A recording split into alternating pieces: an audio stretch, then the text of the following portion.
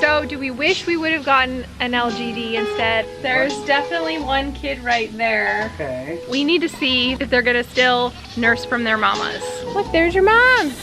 Do you remember her? Oh no. Oh no, they like each other. I'm a grandma. We were young and we were free and running, never bothered about what could be coming. Every day we danced and life was smiling. We were young and drunk in love.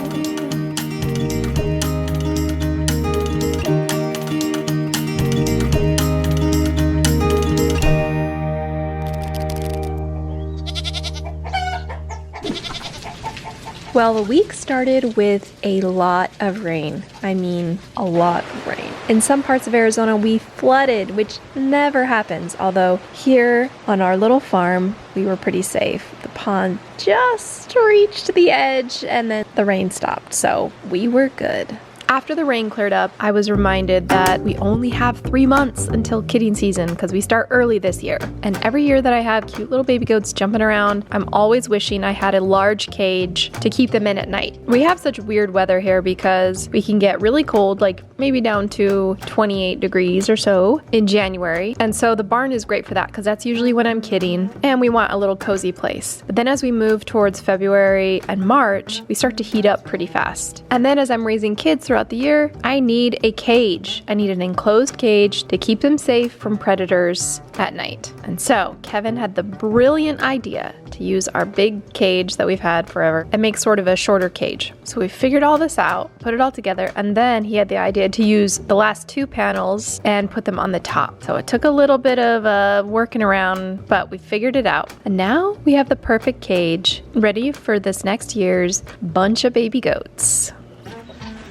Only took us 4 hours. We've used this fence for everything. Like a pig fence. We used it for a fence across the pasture. We've had chickens in it. And now it'll be the baby goat coyote cage. We needed an area that was cool but contained outside, like all the way around on the top. So that when we're raising up baby goats, we don't have to put them in small cages. We can put them in a big cage out here when it gets hot.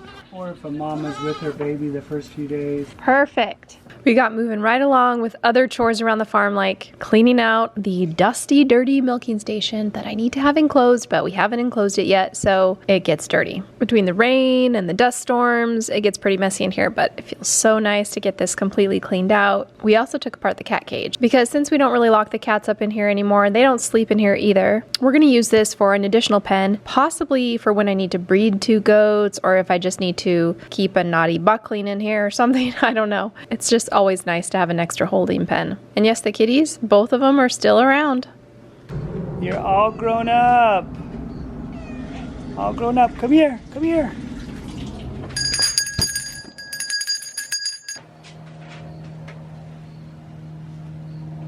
Okay, we've got the station pretty much cleaned up now. We're gonna feed the cats in here now, and then over here is gonna be, if I need to breed 2 goats, need to put them in the same little area, or if I need to put a couple baby goats here or something. So this is gonna be kind of an extra pen for something in the future. You guys, I am loving these everyday slip-on sneakers from Vessi. They're waterproof, you can wear them anywhere, and throughout my day, I have so many things going on. Whether I'm outside working around the pond, taking care of the plethora of animals we have here, or I'm inside cooking, especially some fall soups for the upcoming cozy weather-ish, I can wear these sneakers anywhere. I love that I can slip them on really fast. They're super comfy, and especially that they're waterproof. Even if I'm out doing a quick chore and I get mud on them, I can wipe it off and go about my day and do all the errands I have here in the city. The cool thing with them is they go with really any outfit. So it doesn't matter if you want to go casual or if you want to dress it up. They really are the perfect sneaker for every day. They've also got a 1-year warranty on their shoes, worry-free 30-day returns and exchanges, free shipping on orders over 110 in North America, and you can enjoy 15% off. If you're looking for an everyday sneaker, they are here. Vessi's weekend sneakers are waterproof, comfy, and stylish. Shop now at vessi.com/weedemreap and get 15% off your first pair, covered with a 1-year warranty and 30-day returns. These are made for busy people who want a shoe that goes with everything. No matter the outfit, no matter the style, they work. Oh my gosh, you guys, I totally forgot to do a count on little Lulu here. So we confirmed that she's pregnant. We don't know how many she has. So we're gonna count. I'll put on the screen how many days along she is. Okay, Lulu. Let's see how many you got cooking in there. All right, you guys ready? I love counting the ultrasounds, they're fun.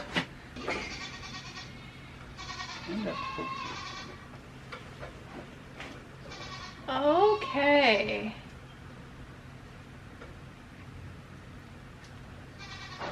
How's it looking in there? Let's see if I can zoom out a little bit. Oh, I'm zoomed out the farthest, I think. All right. There's definitely one kid right there. Okay. In that big sack that just turned. And there's one below moving. Nice. So we have 2. At least 2. And then, oops. And then I don't know if there's one over to the side, but I don't see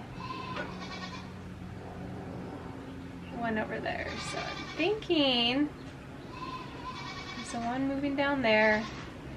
And there's one up there. So I'm thinking there's 2. I mean, there could be a third back behind, but I'm pretty sure we've got 2.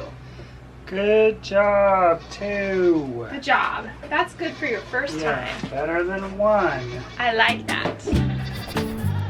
Okay guys, this group, not right here, but further back, that little group of juniors back there, it's time to let them out. We need to see if they're gonna still nurse from their mamas. All right, we're gonna let them out one by one, and we'll see how they do.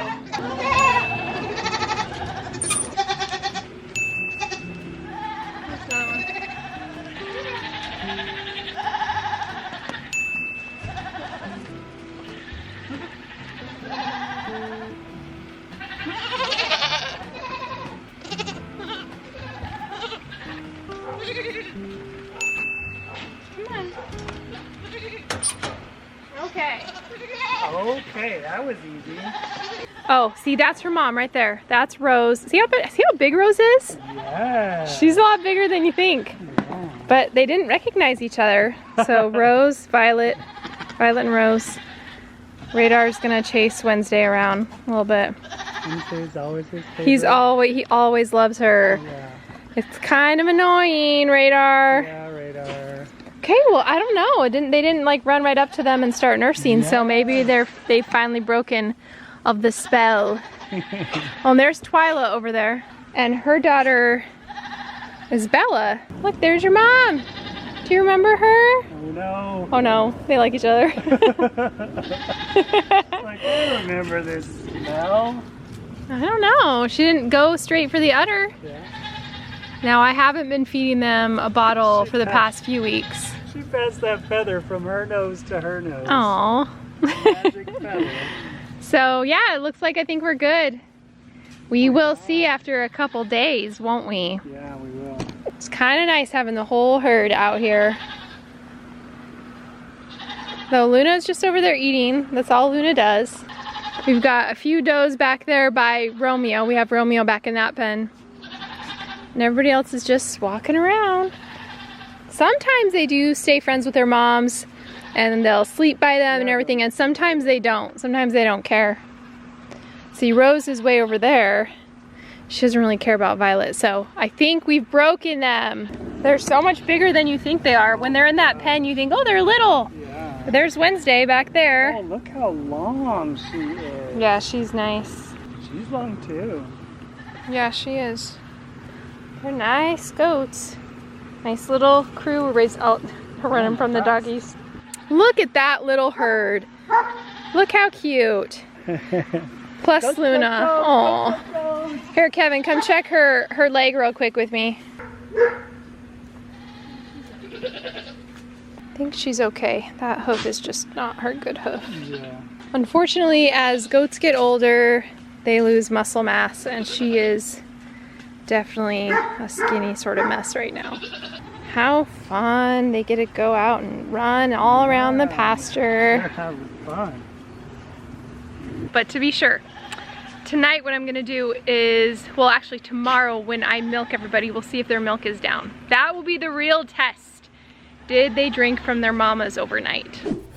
Let's make a cozy fall soup, because even though it's still like 85 degrees outside, we did have some rain, so technically it is fall. We'll start by sauteing the onions, let them break down a little bit, then we're gonna add Italian sausage and break that up and cook it down. Next we'll add some Yukon Gold potatoes along with about a quart of broth. Once it's been boiling for a while and the potatoes are pretty much done, we're going to add the kale in. Let that cook down. So next I'll do a little cornstarch slurry just to, thicken it up a little bit, not too much. Then finally we'll add heavy cream and let it cool down. Oh, this was so good, so good. Such a perfect fall soup that's really simple, really delicious.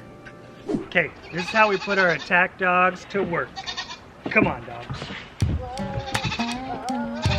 Back in 2020, after living here for almost 11 years at the time, we had our first coyote. Luna bravely stood up to it, but we knew she couldn't be our solution. Living in the city doesn't give us very many options for guard animals. We're not allowed to have any kind of donkey. I have friends who've had emus that attack their goats. And while llamas and alpacas may be an option, we would need to have a pair, and I feel like that takes up too much space on the property. Not to mention they won't be able to get over fences and guard separate areas anyway. So we settled on giant Schnauzer. I had a friend who had them on his farm, loved them, said that they were good general guard dogs for the farm, and we went with it. About a year after Salem came, she met her first coyote through a fence. She didn't try to jump over it or jump through the gate that we had shown her.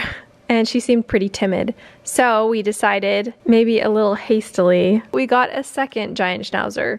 We wanted Salem to have a playmate, but also we liked the idea of having a male to help embolden her and be a little bit more aggressive, since she's a little bit more calm. And here we are today. We actually haven't had any coyotes come since we brought Casper here. We're not sure if that's just from him peeing around the yard or if it's just luck.